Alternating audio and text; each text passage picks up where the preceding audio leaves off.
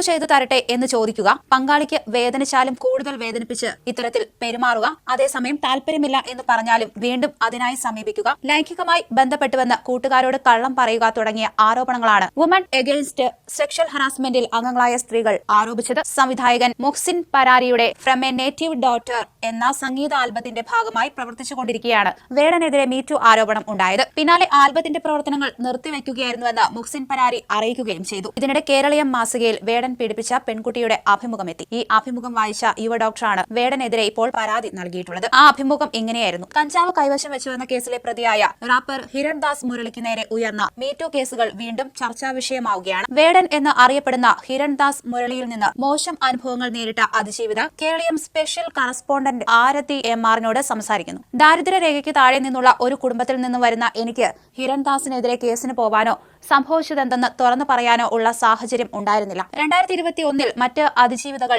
MeToo post ഇടാൻ മുന്നോട്ട് വന്നപ്പോൾ പോലും എന്റെ ശരീരത്തിൽ അനുഭവിക്കേണ്ടി വന്ന വേദന, അതിന്റെ ആഘാതം എനിക്ക് മനസ്സിലാക്കാൻ വീണ്ടും സമയമെടുത്തു.